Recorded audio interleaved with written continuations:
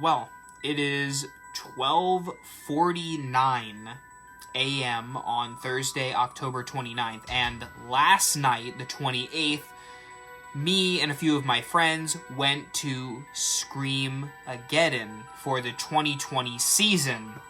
And I was gonna film like a vlog like I did last year at Halloween Horror Nights, but there's a part of me that just likes to live in the moment and just enjoy it for what it is. So I got a few shots here and there, and I'll sprinkle them throughout this video, but I wanted to just sit down and talk briefly about my experience with Screamageddon, which is located in Dade City, Florida, which is about an hour or so drive from my home. Because I've never been before. Last year was my first time attending Halloween Horror Nights. This is my first year attending Screamageddon. And I will just say up front, I was extremely impressed with Screamageddon. I will certainly be coming back.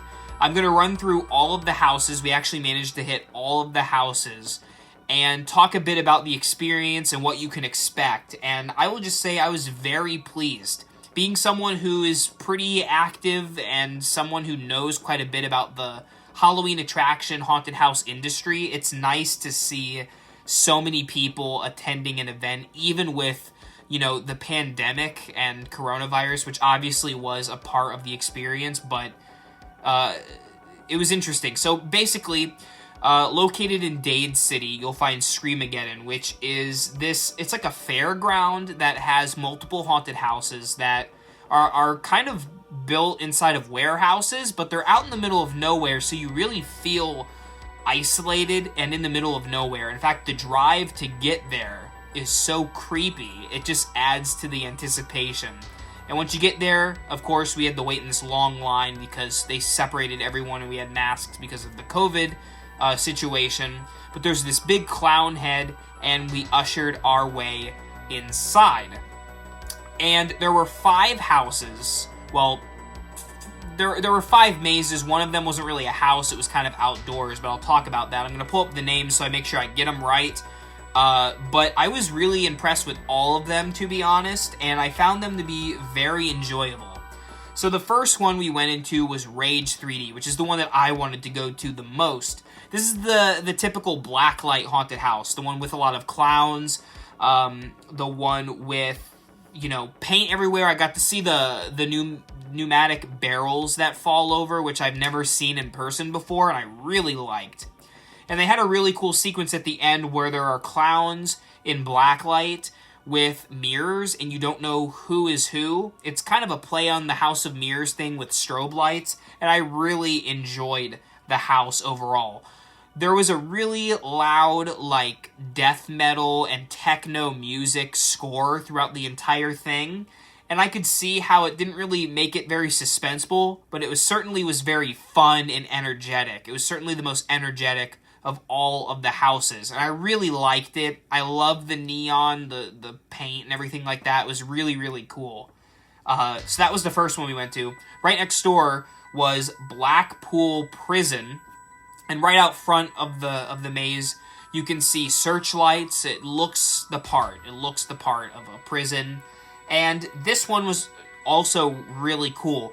I feel like there was a lack of scare actors in some of the mazes. This one probably suffered the most from it, just because I feel like there were scenes designed for more people and they just weren't there. So I don't know if that was a COVID thing or a scarcity of actors at that particular moment. We went, you know, obviously on a Wednesday night, so that's not the prime time for these haunted house events. But nonetheless, the set design was fantastic, and it was really creepy in there, and it seemed like the actors were having a lot of fun interacting with the guests.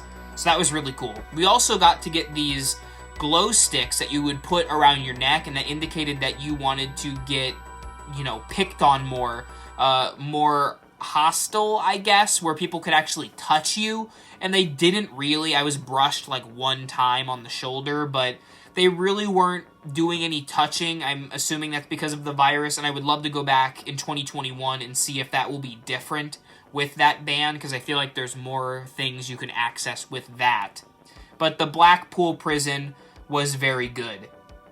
Then we kind of walked through the section, which had the Monster Midway, which is where you can get your food, and there's some games and stuff like that. There's also Bonzo's Beer Garden, obviously, if you want to get some drinks, if you're of the age. And there was also Zombie Paintball, which I wanted to do. It's an extra charge. We didn't end up doing it, but if I went next time, I think I would want to try it. Essentially, you get in this, like, bus trolley car, and you go around the woods and shoot the zombies with, like, neon paintballs. Sounds pretty fun to me, but we really wanted to get into the heart of the mazes. So then we went to the Dead Woods, which is the one that's not really a house. It's all outdoors in the middle of the woods. And you walk to various cabins where there's different creepy stuff going on. There's, of course, chainsaws and, you know, creepy people crying in the cabins and dead bodies and stuff. And it was really creepy. I really liked walking around the site. It kind of looked like a campsite. The only issue I had with this one is when you walked from point A to point B to get to the next cabin, there really wasn't any action going on there. Again, like I said, with the lack of scare actors, I feel like this was a COVID thing, but regardless, still a really fun maze to walk through, and I really like the atmosphere of the woods out there in Dade City. The fourth house we went to was Demon's Revenge, which might have been the scariest one that we went into. The facade is really nice, too. It's like an old, creepy church. They had multiple of these giant head puppet animatronics in there, which I thought were really excellent. Specifically a demon, which just freaked me out, and a giant alligator, which was awesome. The church was really creepy. There were some great animatronics and subtle scares in there. A lot of drop walls throughout all of these houses, which, you know, me being someone, again, who has an eye for this sort of thing, I could see it coming, but it was nonetheless still really cool to experience firsthand. This one was very dark, and it went on for a long time. Unlike with some of the houses at, I don't know, Halloween Horror Nights that last like a minute to 2 minutes, this one went on for about 4 minutes at least. It was a long walkthrough and was well worth it. And finally, we ended up at the Ravenhill Asylum, which is the new for 2020 haunt at Screamageddon. This one was really cool. The facade was amazing, looked like an old vintage asylum. There were people in cells. The way that the different corridors are positioned was really nice. There were, again, some really good effects. There was a giant buzzsaw that, like, came right at me through the darkness, which was nice. There was also a drop floor where I actually fell a few inches, and it startled me quite a bit. So there were some really good effects throughout this one. I also like how some of the walls would kind of topple over on you, and you had to squeeze your way through the air cushioning devices. All of that was fantastic, and with the nice weather that we thankfully had for the evening, with the nice breeze, it really felt like Halloween. There was a full moon out.